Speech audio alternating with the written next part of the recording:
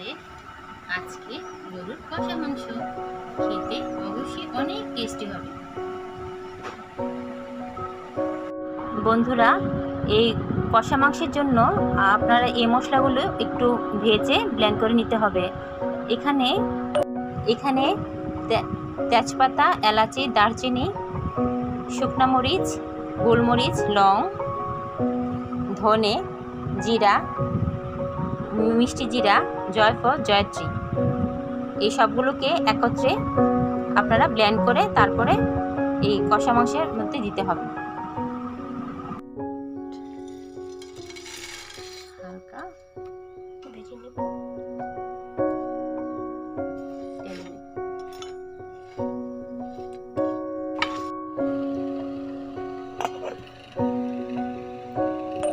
আদা, রসুন, হলুদ, মরিচ, জিরা, ধনিয়া আর কাশ্মীরি রেড চিলি পাউডার, এটা শুধু কালারটা সুন্দর আসার জন্য।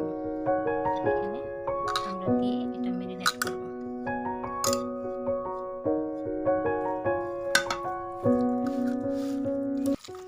আধা ঘন্টা আর সময় থাকলে 1 ঘন্টা ম্যারিনেট করে রাখবো।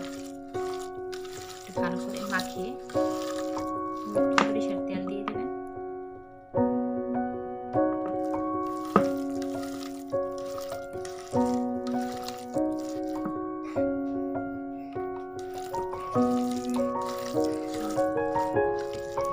এটা আধা ঘন্টা বা 1 ঘন্টা।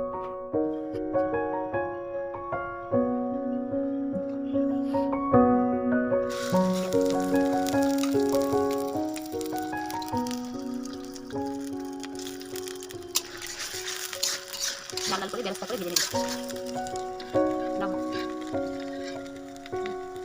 সামান্য ধনিয়া, মরিচের গুঁড়া, হলুদের গুঁড়া, জিরা পাউডার, সবগুলোকে পানি দিয়ে একটু মিশিয়ে নেব। সামনে পানি দিয়ে দেবো, তারপর একটু মিশিয়ে নেব। আরে মাটা দিয়ে দিলাম।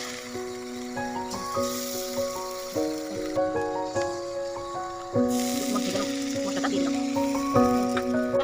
কাঁচা চাইলে যাবে না, টমেটো পেস্ট দিয়ে দিলাম। টমেটো পেস্টটা দিলে কালারটা সুন্দর আসে।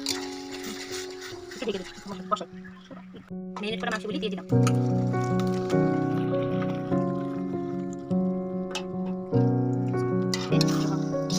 তারপর ঢেকে দিলাম। আর দিলে 5 মিনিট রাখতে হবে।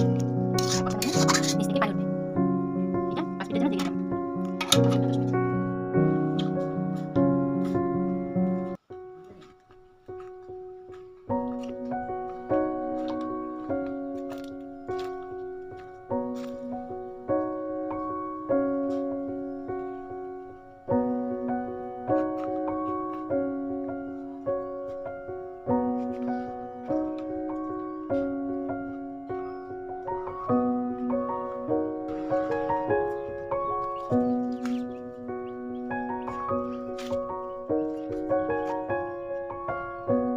দিয়ে দিলাম।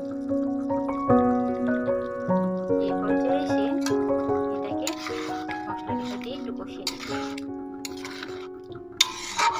একটু মিডিয়াম ফ্লেমে 40 মিনিট কষানোর পরে গরম পানি ঢেলে দিলাম।